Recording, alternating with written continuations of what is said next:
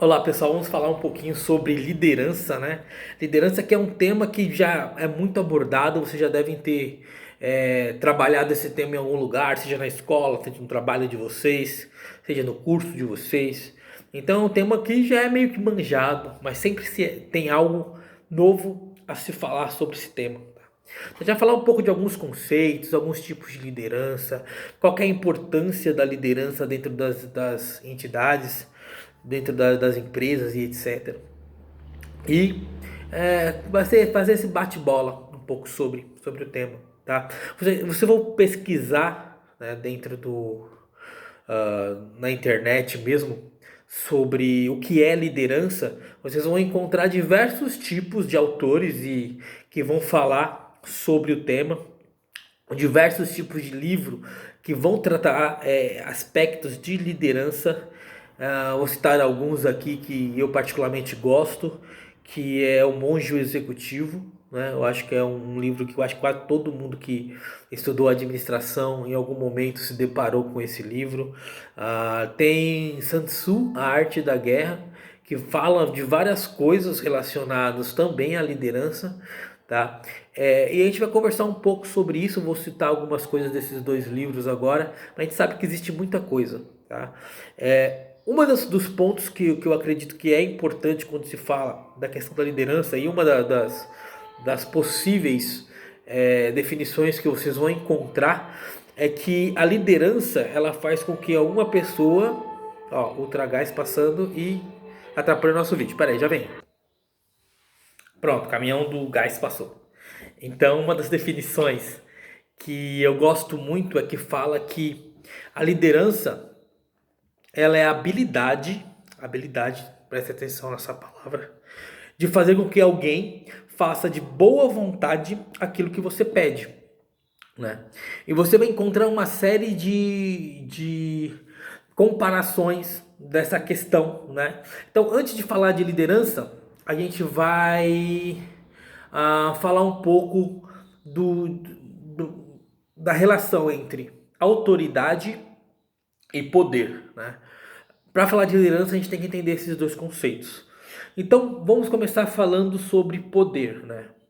Ah, Imagine alguém que você só respeita pelo fato da pessoa ter mais poder do que você. De repente, no seu trabalho, o seu chefe, no qual aquele que você não, se não fizer aquilo que ele te pede, você pode perder o seu emprego, né? Você pode ser mandado embora. Você só faz não porque você tem algum tipo de admiração ou consideração pela pessoa, né? Você faz exatamente porque se você não fizer, você está muito ferrado, né? Não existe nenhum tipo de relação além disso. Você só faz porque você não tem escolha, né? De repente na escola você teve um professor que trabalhava dessa forma, ou você fazia o que ele pedia, ou você simplesmente não teria a nota que você precisa para passar de ano, por exemplo, ou para passar naquela matéria.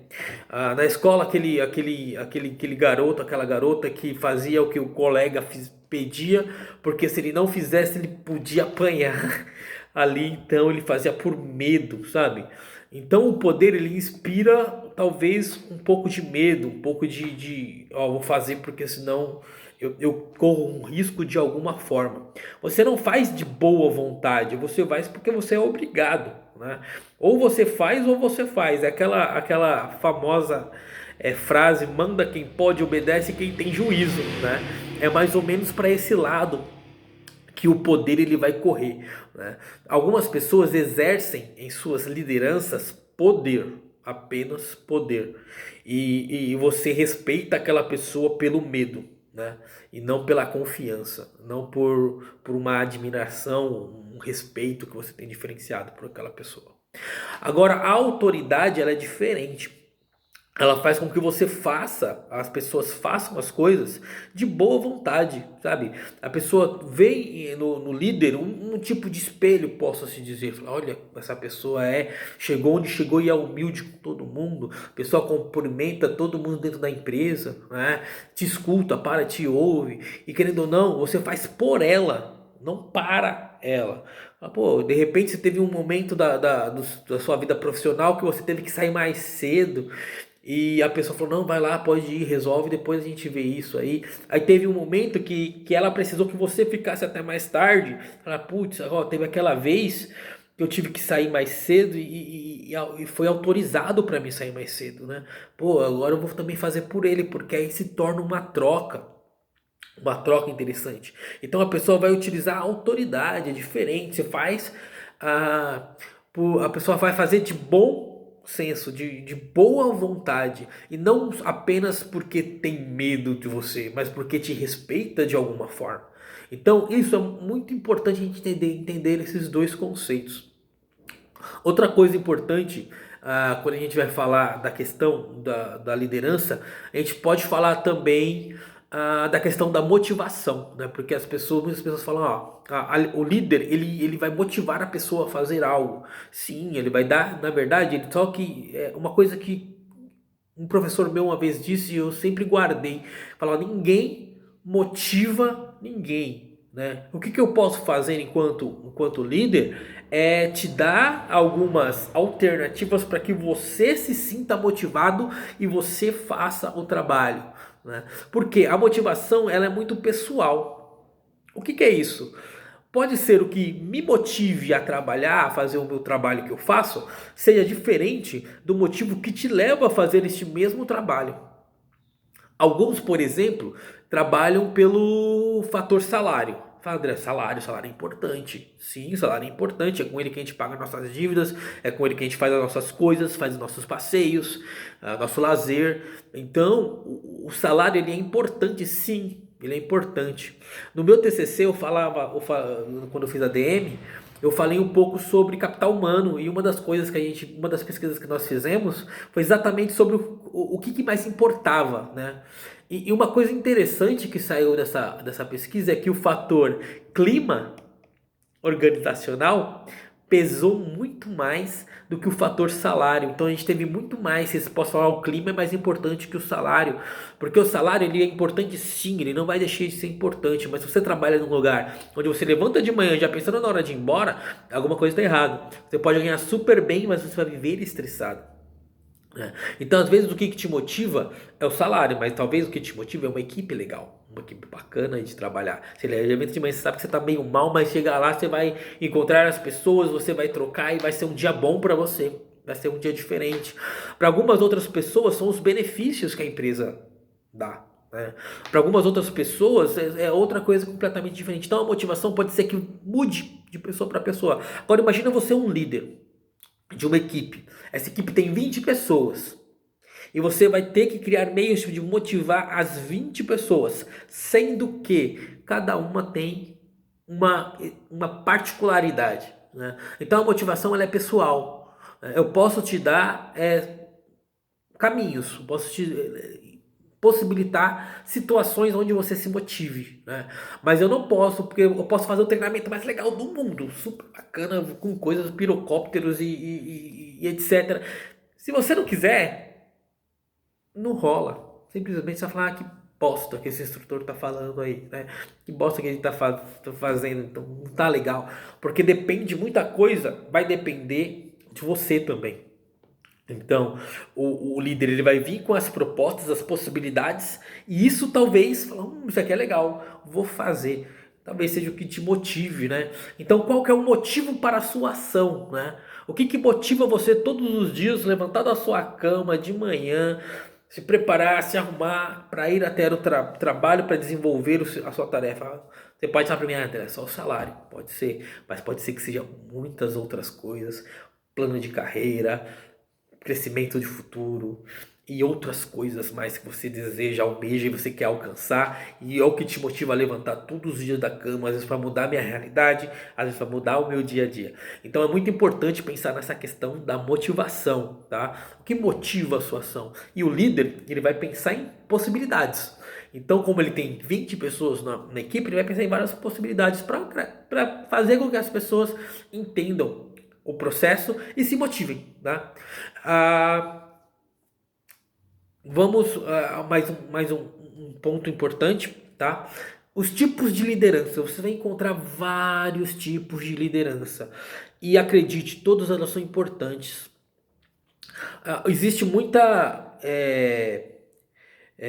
repressão, talvez essa seja a palavra, com o tipo de líder autoritário. Mas talvez o ser autoritário às vezes seja necessário.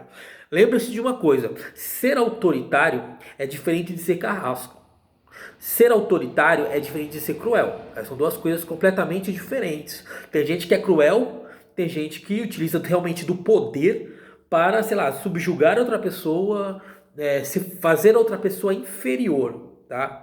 Isso não chega nem a ser a questão da questão do autoritário. Porque lembra, autoritário, a questão da autoridade está ligado em fazer com que a outra pessoa faça de boa vontade. Então eu posso ser autoritário, mas eu não posso ser carrasco. São duas coisas completamente diferentes. Eu vou citar alguns filmes que talvez vocês já tenham assistido. E para quem não assistiu, fica a dica, né?